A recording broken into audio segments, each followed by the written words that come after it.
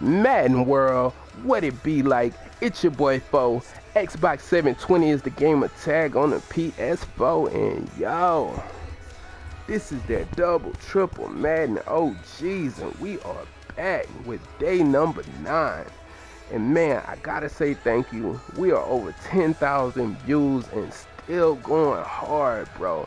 Like, that shit means a lot to me, man, because we have definitely been grinding it out. I've been spending hours in the lab.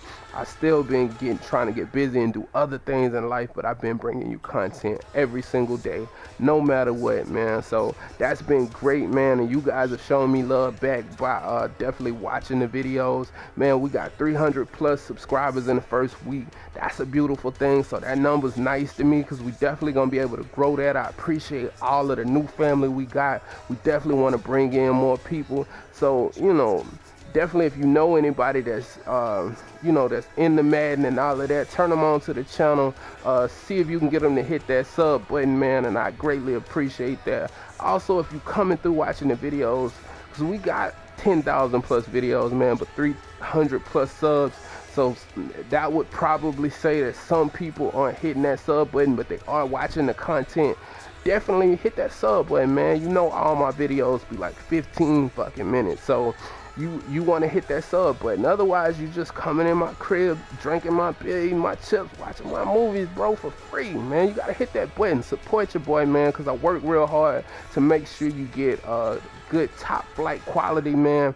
Especially, and speaking of that, yesterday we put out a very nice man beating tip, and I had a lot of people ask me, what playbook was I in yesterday? So we were running out of the Redskins playbook, but I just really was trying to show you the concept more so than the play. Although we did like wide corner, so that's where you could find that out of the Redskins playbook. I think it's like in one other playbook. So you know how I rock, man. I usually find unique plays and shit like that. But you could take that concept that I gave you, and then you could use it in different plays, and that's where you can start getting busy with killing people, bringing all types of different looks to them, and really make yourself hard to defend. So what I'm going to show you is we're going to take that same route and we're going to put it in a new play, but then also I'm going to bring you something brand new again today. I didn't discover the fucking wheel, so it's not something you ain't never seen before, but it is gonna be something new to the channel. So we are gonna look at wide trail today. Let me find my other joystick. We'll call man to man, of course. Alright, now first of all, we want to look at the play art. Alright, we're gonna show you today that one, we got that same type of fade that's unbumpable to the right, so we love that, right? But then we have this very unique post right on the inside of it, and this post route is going to beat zones and it's going to beat man to man, so we definitely love that. We got Tyler Eifert on the inside, 85 route running at tight end. That is nice. He's on this chase type of route, and we like that. And if we are looking at man to man, then we probably want to put LaFell 84 speed. That's fucking disgusting. That wide receiver, I think I got somebody on the bench that's better. I might put him in 90 speed so we can get moving. But we'll go ahead and snap the ball against man, 2-man under, and I'll show you. Now also remember, I got Tyler Boyd out there against Darrell Revis, so I'm going to show you.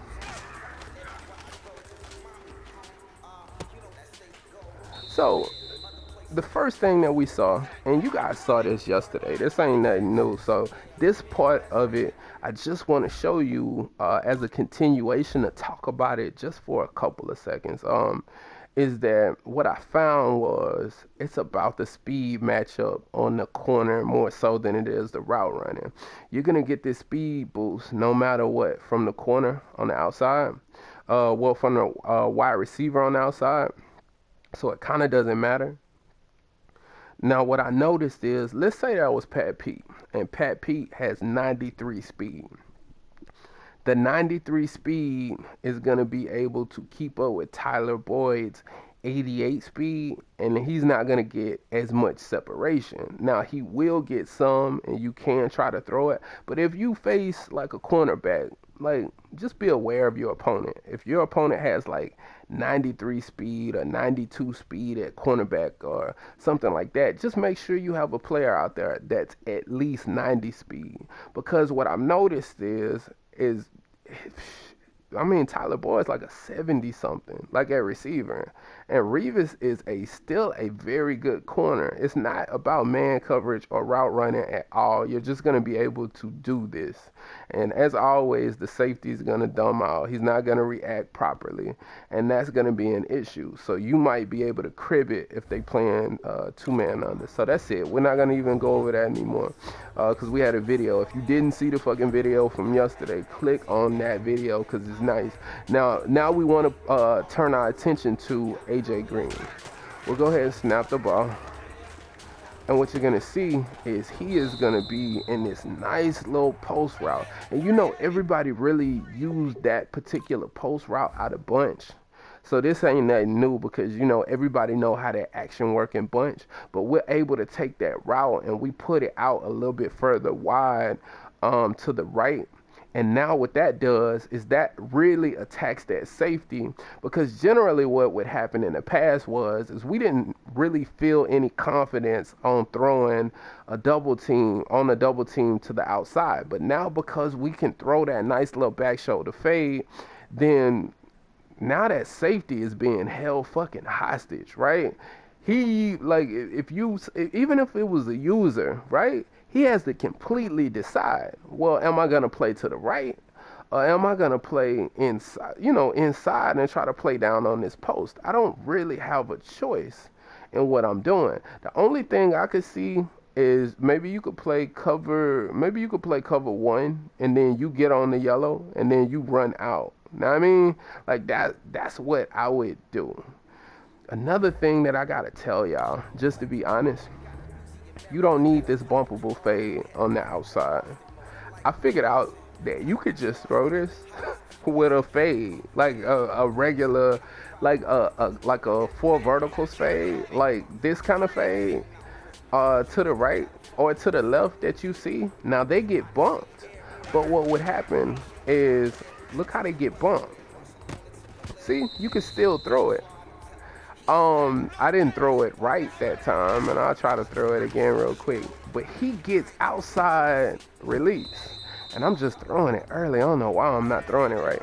I tried again because now I'm like obsessing over this shit all of a sudden. Damn, didn't throw it right again. But you see, he caught it. Like, I'm not gonna spend time on that because I wasn't even supposed to tell you that shit. But you know I can't hide nothing from y'all, man. Y'all like family to me. So you don't even need that. I was labbing that, and this was something new that I discovered, that I don't even need the unbumpable fade. Just what happens when you're in these fades is that they go outside, and because it's two-man under, the cornerback plays under because he knows he has the safety over the top. And you can still throw that route and get it. Unfortunately, I wasn't able to connect with it because I just wasn't, I don't know, I wasn't throwing it right. But you still really throw it at the same time. And now let's focus our attention to Eifert. Eifert's going to be on this nice chase route, and that chase route is just going to get busy. Like, you know what I mean? It's going to be good route running. It's going to beat the linebacker, or it's going to even beat cornerback. So what we like to do with LaFell is put him on garbage, man. I wish I had somebody. I should have just stayed with the Jaguars. I was recording this video with the Jaguars. I don't know why I switched, but anyway, so you know, with LaFell, and man, he's so garbage. Anyway, we just gonna stop the video. He wide open. He's just dropping the fucking ball. Y'all see that? Alright, this game needs to be patched. With the drops and the fumbles and how OP the D-line is, they need to fix that shit. They got to balance the game out. But anyway, that's neither here or there. We're just labbing right now. Alright, so what I like about this is that LaFell is open in his own part of the field. Eifert's open in his own part of the field. Green is going to come open in his own part of the field. And you have him out to the right. So there's great spacing with this play. and nothing gets in the way of anything. And that's what I really, really love about this play in man-to-man, because you kind of hold your opponent hostage. They have to make like additional adjustments. Like they got to try to put like the light blues in flats, or they got to try to put defensive linemen in zones, because you get so much spacing that they can't cover all of this space. And all of these people are going to get open. So now let's go ahead and move on the zone just real quick. We're not going to spend too much time with it. Like I said, I think we are going to make this a two-part video, maybe a three-part video. So, because I got more plays. I got some other shit in there I want to show you. So let's go back to this play, because we ain't done with this play yet. And even if we run out of time here, we're going to just pick up in the next video discussing this shit. And I don't think I even call the right one. I want to make sure I get all the coverage on the field when I call cover 4. I like to have the 2 yellows on the field. That way we got 8 people dropping in coverage. And you can see, you can get this shit. So we'll come back with it. And if they don't base align, the inside slot receiver is gonna get bumped. So you'll see that, but it's not gonna really affect him much. And you're still gonna be able to throw the pass. Now, if they base align, which in all likelihood they'll end up base aligning on you at some point, because they're gonna have to start making all kinds of adjustments. And also another thing I want to say, somebody asked me to cover 6, and I am gonna cover 6. So I'm gonna make sure I go over that for y'all so we don't forget. Alright, and as you can see, we're gonna be able to throw that on cover 4. Now, one of the things that I like to do is LaFell out to the right. Anytime it's a zone, look how beautiful that play art is. Now he comes in close, and I mean very close. And if it's a cover 4 or a cover 3, even a cover 2, he's gonna get underneath all zones. He's 84 speed too, so once again, trash. If he was like 90 speed, he could make so much shit happen after he catch the ball, because he has space to run. So now what this basically turns into is what we always talk about, hollow reads, right? And that's all this is. This is just gonna turn into a beautiful hollow read between that post and then the underneath. You're gonna hit one or the other almost every single time, and it's just like that. That's a cover 3, and you see that's wide open. So we'll call cover 3 again, and you'll see where I'm gonna just focus on the drag now. So you'll see where that post route pulls up, and see he's not agile at all, so he ain't making shit happen. But alright, now we're gonna move on to cover 2. Just replay that shit so you can see that. Now Eifert is coming open in spaces, but we gotta be careful about that, man, because he get open in windows. If you don't anticipate that shit right, it's not gonna pop. Now I will say that keep your eye on Eifert against a user, because a user will play those yellows sometimes, and if you hit them over the top with green, they'll tend to drift.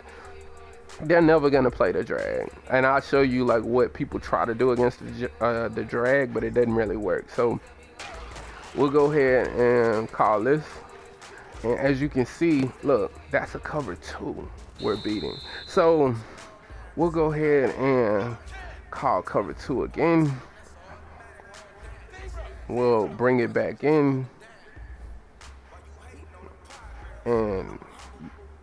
and as you can see, like every zone, it is a problem. Look, every zone, it's both of your high lows are going to be open in every zone. Let's say they call cover 2 and then they play the hard flats.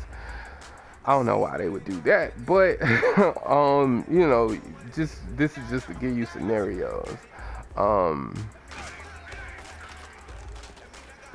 Then everybody's gonna really be open. Both of those guys are gonna be open. Like, this is just a problematic play to defend.